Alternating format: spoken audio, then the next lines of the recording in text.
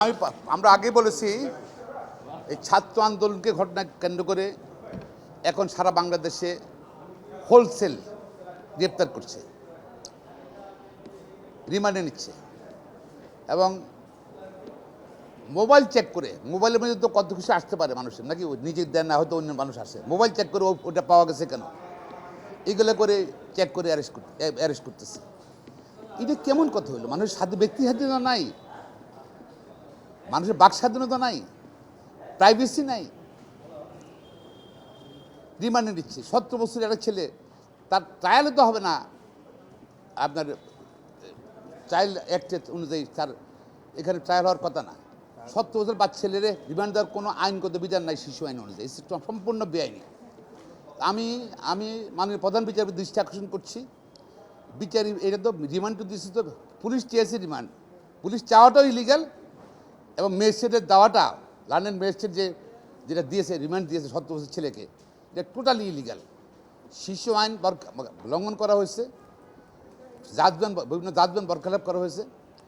আমি আশা করি মাননীয় প্রধান বিচারপতি দৃষ্টি আকর্ষণ করছি এবং সংশ্লিষ্ট ম্যাজিস্ট্রেটের ব্যাপারে ব্যবস্থা গ্রহণ করার জন্য অনুরোধ জানাচ্ছি। পাশাপাশি কেন রিমান্ড, কেন গ্রেপ্তার? ওরা বলতেছে সিসিটিভি আছে, সিসিটিভিতে ফুটেজ আছে, মোবাইলে ফুটেজ আছে, যাদের গ্রেপ্তার করছে সবার ফুটেজ আছে নাই। আর বিএনপি জামাত বা অন্যান্য রাজ্য বিপি নূর, তারপর অন্যদেরকে গ্রেপ্তার করছেন বিরোধী দলের। সরকার আসলে কোটা আন্দোলনকে কেন্দ্র করে, কোটা আন্দোলনকে অজুহাত হিসেবে ব্যবহার করে তাদের রাজনৈতিক বিরোধী বিএনপি বা অন্যান্য বিরোধী দল, সমমনা বিরোধী দল সবাইকে তারা শাসন করতে চাচ্ছে, তাদেরকে নিয়ন্ত্রণ করতে চাচ্ছে। এটা সম্পূর্ণ অসৎ উদ্দেশ্যে, আমি মনে রাজনৈতিক উদ্দেশ্যে সব গ্রেপ্তার করা হচ্ছে। তো আমরা গ্রেপ্তারের নিন্দা জানাচ্ছি, ঢালাও হোলসেল গ্রেপ্তার বন্ধ করার জন্য দাবি জানাচ্ছি।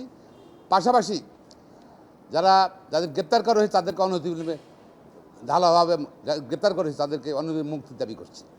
পাশাপাশি আমি এখনও আজ পর্যন্ত সরকারের পক্ষ থেকে কতজন হত্যা হয়েছে সেই সম্বন্ধে জনগণ জানে না, অনেকের পরিবার জানে না।